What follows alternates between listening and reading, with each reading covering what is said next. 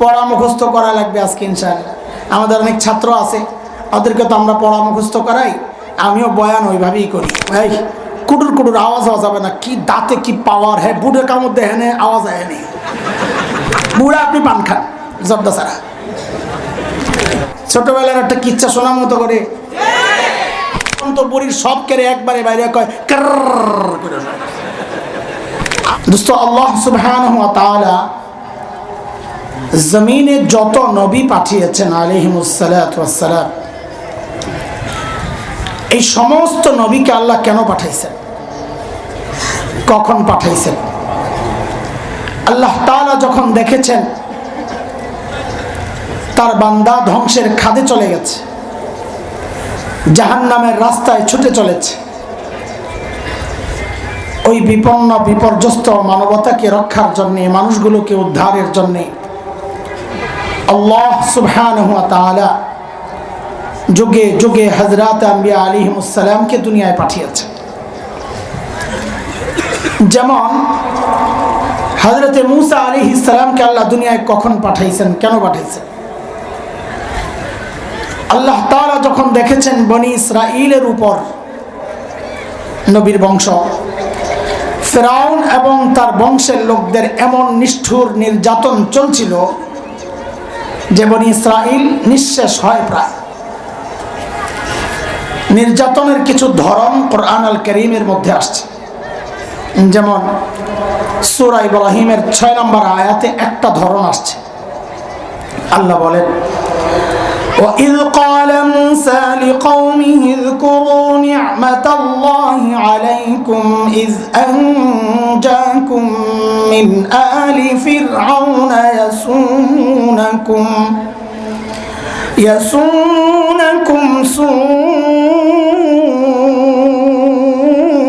الْعَذَابِ وَيُذَبِّحُونَ أَبْنَاءَكُمْ وَيَسْتَحْيُونَ نِسَاءَكُمْ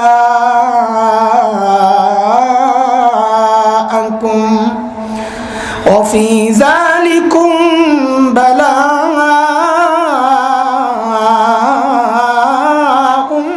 مِّن رَّبِّكُمْ عَظِيمٌ।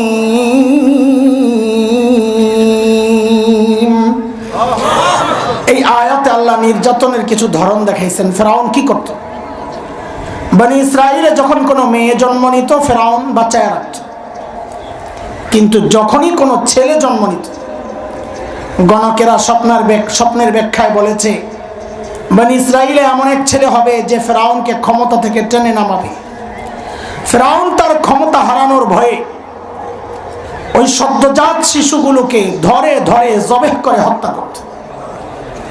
আচ্ছা, আমাকে একটু জবাব দেন তো আপনারা, এই ছোট্ট বাচ্চা সদ্যজাত, যার শরীরের হাড্ডিগুলো এখনো গোশতের মতো নরম, আচ্ছা এই বাচ্চাটা ফিরআউনের মতো এত শক্তিশালী বাচ্চাকে ক্ষমতা থেকে নামাতে পারত? কথা বলে না? এই বোবা নাকি? ঘুমায় গেছে? হ্যাঁ ঘুমাইছে?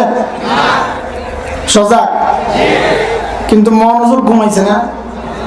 কথা বলে জি বলছে এক সাইড থেকে। মনোযোগ ঘুমাইছে? পরীক্ষা নিব পরে তো ফেল করবা। বাচ্চাদেরকে বলতেছি, মুরব্বীরা আবার বললাম করে তুমি করে কয়, তাহলে আমি পরীক্ষা নিয়ে দেখি কার কার মনোযোগ ঘুমাইছে। দেখি তো কে কে ঘুমাইছে, একটু হাত উঠায় আল্লাহকে দেখা। আল্লাহু আকবার।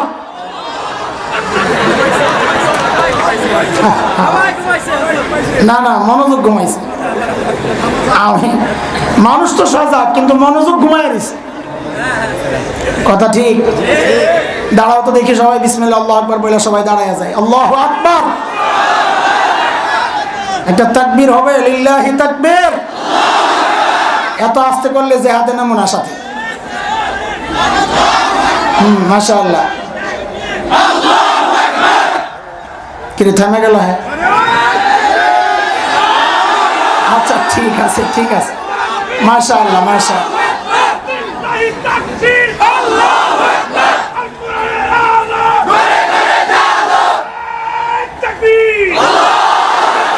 মাশাআল্লাহ। এইবার কিছু মনোযোগ আসবে। মনোযোগ এবার সজাগ হয়েছে না? আমরাও সজাগ তো আগের থেকেই, বাকি মনোযোগ ঘুমায় আসিল, মনোযোগ এবার জাগছে। ঠিক আছে, এবার বলেন এই ছোট্ট বাচ্চা ফেরাউনের মতো এত শক্তিশালী বাচ্চাকে ক্ষমতা থেকে নামাতে পারত? তাইলে ফেরাউনের ছোট্ট বাচ্চাকে এত ভয় পেত কেন? কারণটা কি? কারণ আর কিচ্ছু না, এটা আল্লাহর দুনিয়া পরিচালনার একটা সিস্টেম। কেউ যখন হক হয়, সে যত দুর্বল হোক না কেন, কেউ যখন বাতিল হয়, সে যত শক্তিশালী হোক না কেন, আল্লাহর সিস্টেম এটা, আল্লাহ ওই দুর্বল হকের ভয় ওই শক্তিশালী বাতিলের কলিজায় ঢুকায় দেন। এর এক জ্বলন্ত প্রমাণ হচ্ছে বাংলাদেশের আলেম ওলামারা। কি আছে আমাদের কাছে, এত ভয় পান কেন? একটু জোরে কথায় না বলি, পকেট তো খালি আছে, একটা তসবিহ আর একটা মিসওয়াক। আরে শেখুল ইসলাম আমাদের শেখ মুর্শিদ আল্লামা আহমদ শফি আনওয়ারাল্লাহু মারকাদা জীবন সায়ান্নে মানুষটা জীবনের শেষ সময় পার করছিলেন। হুইল চেয়ারের মধ্যে সোজা হয়ে বসে থাকতে পারতেন না, কাত হয়ে যেতেন। মুজাহিদ মিল্লাত আল্লামা হাফেজ জুনায়েদ বাবনগরী নওয়ারাল্লাহু মারকাদা মানুষটা সোজা হয়ে দাঁড়াতে পারতেন না, পা কাজ করতো না। অথচ আমরা কি দেখেছি, শুধু বাংলাদেশ না, সারা দুনিয়ার মানুষ থাকতো ভয়ে অস্থির, কখন কোনটা ঘটায়া দেয়। কারণ কি এটা? কারণ একটাই, যে এই মানুষগুলো দুর্বল হলে কি হবে, যেহেতু হক ছিলেন, হকের পক্ষে লড়তেন, সেই জন্য আল্লাহ এই দুর্বল হকের ভয় শক্তিশালী তাগুত আর বাতিলের কলিজায় ঢুকায়া দিয়েছেন। ঠিক আছে কথা? এই পর্যন্ত বুঝে আসছে তো না? আমরা একটু একটু করে বুঝবো আর আগাইতে থাকবো ইনশাআল্লাহ তাআলা। পড়া মুখস্থ করা লাগবে আজকে ইনশাআল্লাহ। আমাদের অনেক ছাত্র আছে, ওদেরকে তো আমরা পড়া মুখস্থ করাই, আমিও বয়ান ওইভাবেই করি, যেন পড়াইতেছি। তো ছোট ছোট বাচ্চাদেরকে, বড়দেরকে না, বড়দের সাথে তাকরার হইতে পারে অথবা পড়াশোনানো হইতে পারে। বলেন তো সর্বশ্রেষ্ঠ রাসূলকে? এমন ভাবে বললেন মনে হয় যেন ঠিকই গেছে। এটা একটু গর্বের সাথে বলা যায় না? একটু শব্দ একটা জুড়ে দিবেন, তাইলে গর্ব হয়ে যাবে। বলবেন আমাদের রাসূল, একটু লাগাইলেই দেখবেন গর্ব প্রকাশ পায়। বলেন সর্বশ্রেষ্ঠ রাসূলকে। বাকিটা কম, কামজুসের গোষ্ঠী সব সাল্লাল্লাহু বললে কি কষ্ট হয়? আরে ঢাকার একজন এমপি সাহেব, ওর পোলা কইলাম ঢাকার এমপি সাহেবের হিসাবে আর কি, ওর পোলার যে ভাব, বাপে এমপি হবে, ওই আমার চিনসবে এমপির পোলা খাওয়াম। একটা এমপির ছেলের যদি এই ভাব হয়, আখিরি পয়গম্বরের উম্মত হয়ে আমরা কেন মিনমিন করে কথা বলবো? গর্বের সাথে বলবো সর্বশ্রেষ্ঠ রাসূলকে। মাশাআল্লাহ। এক প্রশ্ন নাম্বার একটু, এই কুটুর কুটুর আওয়াজ হওয়া যাবে না। কি দাঁতে কি পাওয়ার, হ্যাঁ বুড়ে কামড় দেয় আওয়াজ আয়নি। তুই যে বুট খাস, আমারও তো একটা মুখ আছে, আমার মনে চায় না? তোর তো পেটও শুকাবো গাদা। আচ্ছা সবাই মিলে একটা বদদোয়া করেন, তাহলে কাম হইব না। এমনি কাম হয় না, গোপনে খায়। আমি এদিকে তাকাইলে ওই পাশে দিয়া লাগে। আল্লাহ মাহফিলে বৈশা যেটা বুট বাদাম খাইবো, আল্লাহর পেট নষ্ট করে দাও। আমিন কম চুপ করে হাসে খালি। হ্যাঁ, পান খাওয়ার অনুমতি আছে, কারণ বুড়ারা পান না খেলে মনোযোগ নষ্ট হয়ে যায়। উল্টা উল্টা, এখানে উল্টা। বুড়া আপনি পান খান জব্দা ছাড়া। চলে আরেকটা প্রশ্নের জবাব দেন। এখানে আশা করি নাম্বার পুরো অ্যান্সার করবেন, তাহলে এভারেজে পাস করাইয়া দিব। বলেন তো, রোগী যদি ছোট হয়, আমার মতো গলা ব্যথা করতেছে খুব, তো এই ছোট্ট রোগের চিকিৎসার জন্য মানুষ কোথায় যায়? এলাকার ডাক্তার না দেশের সবচাইতে বড় ডাক্তার? সাবাস 100। কিন্তু রোগী যদি বড় হয় তো মানুষ কই যায়? এলাকার ডাক্তার না বড় ডাক্তার? কত বড় রোগী যত বড়, মানুষ ডাক্তারও তালাশ করে তত বড়। কথা ঠিক কিনা বলেন? এই দুই কথারে মিলায়া একটা ফলাফল বের করি, দুই প্রশ্নরে মিলায়া। যেহেতু আল্লাহ তাআলা নবীদেরকে দুনিয়ায় পাঠিয়েছেন দুনিয়ার অসুস্থ মানুষের চিকিৎসার জন্যে, তো বুঝতে হবে সর্বশ্রেষ্ঠ রাসূলকে আল্লাহ ওই যোগেই পাঠাইছেন যেই যুগের মানুষগুলো ছিল মানব ইতিহাসের সবচেয়ে জঘন্য আর খারাপ মানুষ। কেমনে বুঝলেন এটা? বলে ডাক্তার যেহেতু সবচেয়ে বড়, বোঝা গেল যাদের চিকিৎসার জন্য পাঠানো হয়েছে ওরা রোগীও ছিল সবচেয়ে বড়। সেই রোগীদের যুগটাকে ইতিহাসে বলা হয় আইয়ামে জাহিলিয়া। কি বলা হয়? বর্বরতার যুগ। বর্বরতার মাত্রা কত দূর ছিল যে ওদেরকে ঠিক করার জন্য আল্লাহ সর্বশ্রেষ্ঠ রসুল আনলেন। ইতিহাস পড়লে মাথা ঘুরে যায়, মানুষ এতটা খারাপ কি করে হয়? একটা পয়সার জন্য মানুষ খুন করে ফেলত। আরে মূর্তি পূজা এখন হয় কি হয় না? হয়। তখনও হতো, তো পার্থক্য কি? এখন মসজিদের মধ্যে মূর্তি রেখে পূজা করা হয়, অথচ তখন খোদ কাবার ভেতরেই ছিল 360 মূর্তি। ঘরের মধ্যে আলাদা মূর্তি, মন্দিরে আলাদা, কোথাও সফরে বের হলে বগলের নিচে পকেটে করে আলাদা মূর্তি নিয়ে যাইতো। কেন? রাস্তায় পূজা করার জন্য যদি আবার খোদা না পাওয়া যায়, বান্দায় খোদা পকেটে লইয়া ঘুরে। এই ছিল মূর্তি পূজার অবস্থা। জন্ম নিয়ন্ত্রণ এখন হয় কি হয় না? কথা বলে না? তখনও হতো। পার্থক্য কি? এখন জন্ম নিয়ন্ত্রণ হয়, পেটের মধ্যে বাচ্চা নষ্ট করা হয় অথবা আসতেই দেওয়া হয় না। আর তখন জন্ম নিয়ন্ত্রণ হতো, বাচ্চা হওয়ার পর দেখতো ছেলে না মেয়ে। যদি দেখছে ছেলে তো রেখে দিত, আর যদি দেখছে মেয়ে, এটা ছিল বাবার জন্য সামাজিক কলঙ্ক। আমি মেয়ের বাবা, ওই কলঙ্ক থেকে বাঁচার জন্য বাবা নিজ হাতে নিজের কলিজার টুকরা মেয়েকে জীবন্ত দাফন করে দিত। কোরআন আল কারীমের মধ্যে আসছে বিষয়গুলো। সূরা যুখরুফে আসছে, সূরা নাহালে আসছে 14 নম্বর পারা 58 59 নম্বর আয়াত। আল্লাহ বলেন, وَإِذَا بُشِّرَ أَحَدُهُم بِالْأُنثَىٰ ظَلَّ وَجْهُهُ مُسْوَدًّا وَهُوَ كَظِيمٌ يَتَوَارَىٰ مِنَ الْقَوْمِ مِن سُوءِ مَا بُشِّرَ بِهِ أَيُمْسِكُهُ عَلَىٰ هُونٍ أَمْ يَدُسُّهُ فِي التُّرَابِ أَلَا سَاءَ مَا يَحْكُمُونَ। এই ছিল সামাজিক অবস্থা। মানুষগুলো এতটা খারাপ হওয়ার পেছনের মৌলিক কারণ কি ছিল? কেন এত খারাপ মানুষ? দারুল দেওবন্দের প্রায় 55 বছরের প্রিন্সিপাল হাকিমুল ইসলাম কারি তৈয়ব রহমতুল্লাহ আলাইহি বলেন, মানুষগুলো এতটা খারাপ হওয়ার পেছনের মৌলিক কারণ ছিল দুইটা। বলেন তো কয়টা? পড়া মুখস্থ করে করে আগাইতে হবে, আমাকে শোনাইতে হবে। আজ পোলাপাই মাদ্রাসার ছাত্র যারা আছে এরা যদি পড়া না শোনাইতে পারে, আমি কিন্তু মুরগি বানাই দেব। আমার অভ্যাস খারাপ আছে, খেয়াল করে শুনবা, জবাব দিবা। মৌলিক সমস্যা কয়টা?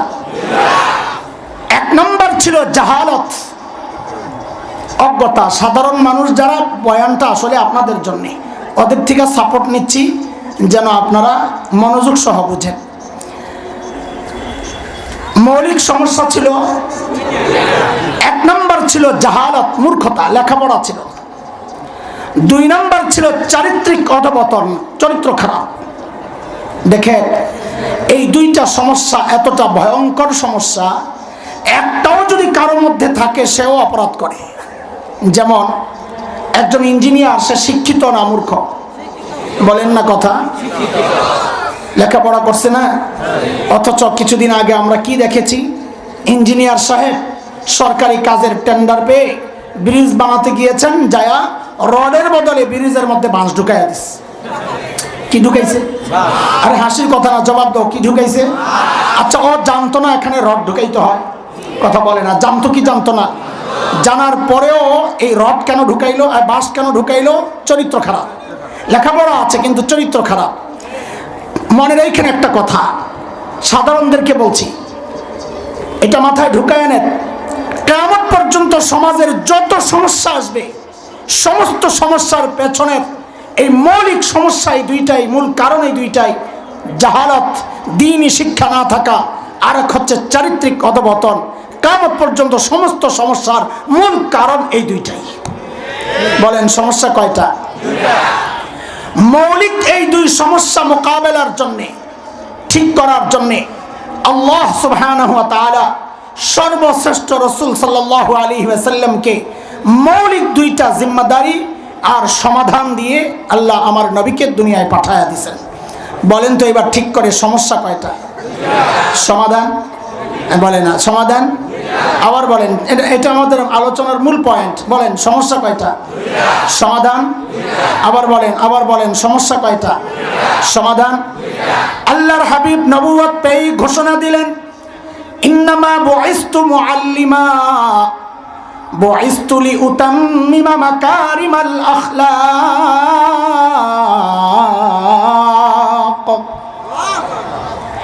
এক নম্বর নবী বলেন, আল্লাহ আমাকে শিক্ষক বানায়া দুনিয়ায় পাঠাইছেন। কি বানায়া?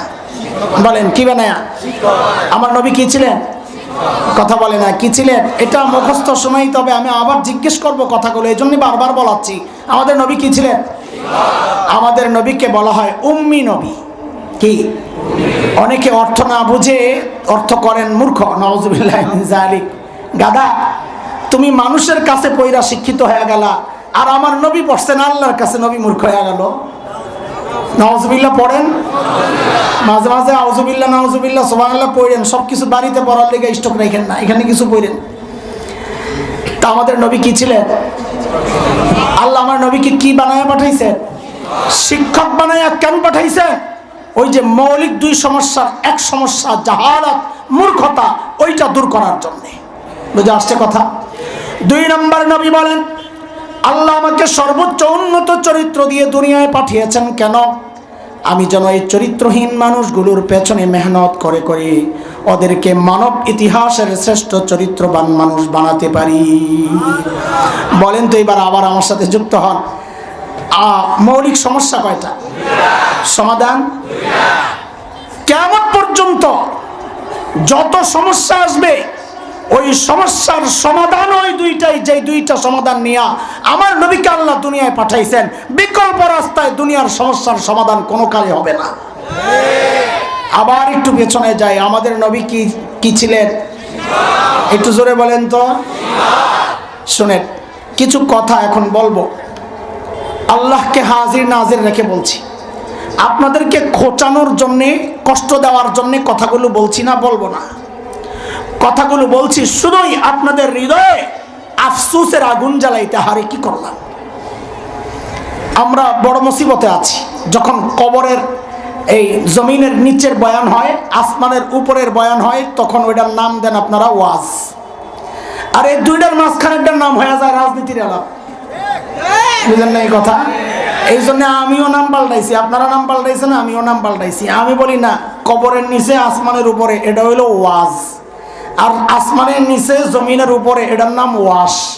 কি কি বলেন? কি? ওয়াজ যেমন জরুরি, ওয়াশও জরুরি। কথা বলেন না? ভাণ্ড পাক সাফ না করলে ওয়াশটা রাখবো কোথায়? কিন্তু এগুলো শুনতে মন চায় না, ভালো লাগে না। হুজুর খালি সবাই খালি রাজনীতি আলাপ করে, সুবহানাল্লাহ, চিল্লে চিল্লে কথা কয়, খালি একটাই দোষ, চিল্লে কথা। আচ্ছা চিল্লান দেবো না, ঠিক আছে তো, চিল্লানি স্টক রাখলাম, একবারে সারুম একটু পরে মানে আপনারা যে খালি খেপা যান চিল্লাইলে, ভাই এতদিন যে চিল্লাইতে পারি না, আমার একটা কষ্ট আছে না? এটি জমছে না? ছোটবেলার একটা কিচ্ছা শোনার মতো করে। এক বুড়ি বেটি ভিক্ষা করে, সারাদিন ভিক্ষা করার পর বিকালবেলা ওর পোটলাটা কে জানি নিয়ে গেছে। কেমনটা লাগে? পরের দিন ভিক্ষা করতে নামছে বেটি, এখন কারো ছায়া দেখলেই খালি লাভ দেয়, কে ডট ঢুকছে, আবার নিয়ে পোটলা লইয়া যায়। কারো গুতা খাইলি কেড়ে, আওয়াজ শুনলে কেড়ে। সারাদিন কেড়ে কেড়ে করতে করতে মানুষ সারাদিন যা বলে রাতে ঘুমায়া ওটা বলে। বাসের হেল্পার ঘুমায় বউয়ের লগে, সারাদিন যা কয় ওই ঘুমায় বউর পিছনে থাপড়ায় আর বলে ওস্তাদ বামে প্লাস্টিক। কথা ঠিক কিনা? এখন ওই বুড়ি যে সারাদিন কেড়ে কেড়ে করে, রাত্রে শুয়াও খালি কেড়ে কেড়ে। রাতে ঘরে আইছে চোরে আয়া নাক ডাকা শুনেই তো সাহস করে ঢুকছে, যেই কেড়ে কইছে ও মা গোকে দিল। এখন খাড়ায় চিন্তা করতেছে ঘটনা কি। তো নাক ডাক দেয় একটু আগায়, কেড়ে কইলে পিছায়। চোরের মনে পুলিশ পুলিশ ডর লাগে, কেড়ে শুনলেই ডর লাগে। কতক্ষণ পরে বুঝছেন আরে এমনি চুরি করা হইব না, আমার যে কলিজা। আস্তে আস্তে সাহস করে বুড়ির কাছে যাইয়া নিজের লম্বা চাদর ছিল, ওই চাদরের একটা কোনা আস্তে আস্তে বুড়ির মুখের ভিতরে ঢুকাইছে। তেমন তো কেরের আওয়াজ বন্ধ হয়েছে, কিন্তু কেরের প্রোডাকশন তো বন্ধ হয় নাই, বুঝলেন নাই? কেরে তো বাইরে হইতেছে, কিন্তু আটকাই হয়েছে আর কি। চোরে চুরি করে যাওয়ার সময় যে চাদর টান করে খুলছে, এখন তো বুড়ির সব কেড়ে একবারে বাইরে কয় করে। আমি 15 বছর কথা কইতে দেন না, এগুলো আটকাইছে, এখন সব একবারই বাড়িব, ভালো না লাগলে যান জ্ঞান থেকে। ভিতরে আটকাইছে না এটি, এখন ছাড়তে বলে না তো মরে যাবো রে ভাই, বুঝেন না এই কথা? তাও ডরায়েন না, আমি কিছু কম না। এইবার বলেন আমাদের নবী কি ছিলেন? শিক্ষক। দেখেন আপনারা যারা মাদ্রাসা শিক্ষার সাথে নাই, আপনাদের গর্বের অনেক উপলক্ষ আছে। কেউ ইঞ্জিনিয়ার, তার গর্ব। কেউ ডক্টর, তার গর্ব। কেউ ডাক্তার, তার গর্ব। কেউ শিল্পপতি, তার গর্ব। কেউ সমাজপতি, তার গর্ব। কেউ জনপ্রতিনিধি, তার গর্ব। কারো ছেলে মেয়ে ইউরোপ আমেরিকায় থাকে, তার গর্ব। আমরা যারা মাদ্রাসাওয়ালা, এখানে কওমি আলী আমি ভাগ করতে চাই না, আমাদেরও একটা গর্বের জায়গা আছে। আপনাদের মতো অত উপলক্ষ নাই, কিন্তু আমাদের গর্বের জায়গাটা কি জানেন? আমরা যেই লেখাপড়া করি না, ওই লেখাপড়ার গোড়ায় মুহাম্মদুর রাসূলুল্লাহ সাল্লাল্লাহু আলাইহি ওয়াসাল্লাম। এটা আমাদের গর্ব। বলে কেমনে? এটা আসলে সময় লাগবে, ছোট্ট করে আমি বলি। আমরা যে লেখাপড়াই করি না কেন, ওস্তাদের কাছে পড়েছি, আমার ওস্তাদ তার ওস্তাদের কাছে পড়েছেন। যেমন একটা কথা শোনাই, আমরা বুখারী শরীফ পড়েছি, আলহামদুলিল্লাহ এখানে বুখারীর ওস্তাদরা আছেন, ছাত্রের অভাব নাই, অনেকে বুখারীর পাঠক আছেন এখানে, আল্লাহ শুকর। আমি মানুষ ছোট, আমিও পড়ছি, আল্লাহ পড়াইছেন। প্রথম হাদিস ইন্নামাল আমালু বিন্নিয়াত, আল হাদিস, লম্বা হাদিস। এই হাদিসটা আমি ঢাকার ফরিদাবাদ মাদ্রাসায় পড়েছি। আমার উস্তাদ মুহতারাম ছিলেন শেখুল হাদিস আল্লামা আব্দুল হাফিজ রহমতুল্লাহ আলাইহি। এই হাদিসটা আমি দেওবন্দ মাদ্রাসায় পড়েছি। আমার উস্তাদ ছিলেন শেখুল হাদিস আল্লামা নাসির খান রহমতুল্লাহ আলাইহি। আমার এই দুই উস্তাদের উস্তাদ ছিলেন শেখুল আরব ওয়াল আজম হযরত হুসাইন আহমদ মাদানী নব্বরাল্লাহু মারকাদা, আমার দাদা উস্তাদ। তার উস্তাদ ছিলেন শেখুল হিন্দ মাহমুদ হাসান দেওবন্দি রহমতুল্লাহ আলাইহি। তার উস্তাদ ছিলেন ব্রিটিশ বিরোধী আন্দোলনের অন্যতম সিপাহ সালার, মুজাহিদে মিল্লাত, দারুল দেওবন্দের অন্যতম প্রতিষ্ঠাতা কাসিমুল উলুম ওয়াল খায়রাত, ইমাম কাসেম নানুতুবি রহমতুল্লাহ আলাইহি। তার উস্তাদ ছিলেন শাহ আব্দুল গনি মুজাদ্দিদ দেহলভী রহমতুল্লাহ আলাইহি। তার উস্তাদ ছিলেন শাহ মুহাম্মদ ইসহাক দেহলভী রহমতুল্লাহ আলাইহি। তার উস্তাদ ছিলেন শাহ আব্দুল আজিজ মুহাদ্দিস দেহলভী রহমতুল্লাহ আলাইহি। তার উস্তাদ ছিলেন শাহ ওয়ালিউল্লাহ মুহাদ্দিস দেহলভী রহমতুল্লাহ আলাইহি। তার উস্তাদ ছিলেন আবু তাহের আল মাদানী রহমতুল্লাহ আলাইহি। তার উস্তাদ ছিলেন ইব্রাহিম কুর্দি রহমতুল্লাহ আলাইহি। তার উস্তাদ ছিলেন আহমদ আল কশাশি রহমতুল্লাহ আলাইহি। তার উস্তাদ ছিলেন আহমদ আশনাবি রহমতুল্লাহ আলাইহি। তার উস্তাদ ছিলেন মুহাম্মদ আর রমালি রহমতুল্লাহ আলাইহি। তার উস্তাদ ছিলেন জৈনুদ্দিন আল মিসরি রহমতুল্লাহ আলাইহি। তার উস্তাদ ছিলেন আহমদ ইবনে আলী আল হাজার আসকালানি রহমতুল্লাহ আলাইহি। তার উস্তাদ ছিলেন ইব্রাহিম আত-তানুখি রহমতুল্লাহ আলাইহি। তার উস্তাদ ছিলেন আবুল আব্বাস আল হাজ্জার রহমতুল্লাহ আলাইহি। তার উস্তাদ ছিলেন আবু আলী আজ-জুবাইদি রহমতুল্লাহ আলাইহি। তার উস্তাদ ছিলেন আবুল ওয়াক্ত আস-সিজি রহমতুল্লাহ আলাইহি। তার উস্তাদ ছিলেন আবুল হাসান আদ-দাউদি রহমতুল্লাহ আলাইহি। তার উস্তাদ ছিলেন আবু মুহাম্মদ আস-সারাখসি রহমতুল্লাহ আলাইহি। তার উস্তাদ ছিলেন আবু আব্দুল্লাহ ফি রাব্বি রহমতুল্লাহ আলাইহি। তার উস্তাদ ছিলেন মুহাম্মদ ইবনে ইসমাঈল ইমাম বুখারী রহমতুল্লাহ আলাইহি। তার উস্তাদ ছিলেন হুমায়দি রহমতুল্লাহ আলাইহি। তার উস্তাদ ছিলেন সুফিয়ান ইবনে ওয়াইনা রহমতুল্লাহ আলাইহি। তার উস্তাদ ছিলেন ইয়াহইয়া ইবনে সাঈদ আল আনসারী রহমতুল্লাহ আলাইহি। তার উস্তাদ ছিলেন মুহাম্মদ ইবনে ইব্রাহিম আত-তাইমি রহমতুল্লাহ আলাইহি। তার উস্তাদ ছিলেন আলকামা ইবনে ওয়াক্কাস আল-লাইসি রহমতুল্লাহ আলাইহি। তার উস্তাদ ছিলেন উমর ইবনুল খাত্তাব রাদিয়াল্লাহু আনহু। তার উস্তাদ ছিলেন মুহাম্মদুর রাসূলুল্লাহ সাল্লাল্লাহু আলাইহি ওয়াসাল্লাম। এটা আমাদের গর্ব, আমাদের শিক্ষার গোড়ায় মুহাম্মদুর রাসূলুল্লাহ সাল্লাল্লাহু আলাইহি ওয়াসাল্লাম। আপনাদেরকে খোঁচানোর জন্য বলছি না, আবারও মাফ চেয়েছি। বিনয়ের সাথে জিজ্ঞেস করি, গর্ব তো করেন, একটু বলেন তো শিক্ষার গোড়ায় কি? বলেন। পারবেন না? পারছেন না কেন? আমাদের কষ্টগুলো আপনাদেরকে বুঝাই, পারছেন না কেন? এই গর্বের পরিচয় দেওয়ার ঠিকাদারি মৌলবীর আল্লাহর কাছ থেকে নিয়ে নেয় নাই যে আপনারা দিতে পারবেন না। দেওয়ার অধিকার আপনাদেরও ছিল, কিন্তু পারছেন না কেন? কোনদিন চিন্তা করেছেন? কারণ হচ্ছে ওই কুচক্রীরা আপনার আর আপনার সন্তানের সামনে এমন এক সিলেবাস রেখেছে, যে সিলেবাসে লেখাপড়া করে এই গর্বের পরিচয়টা দেওয়া যায় না। শুধু তাই না, গত 2 বছর থেকে আমাদেরকে আরেকটা গর্বের পরিচয় থেকে বঞ্চিত করার চেষ্টা হয়েছিল। বলেন তো আপনারা, আমরা কার সন্তান?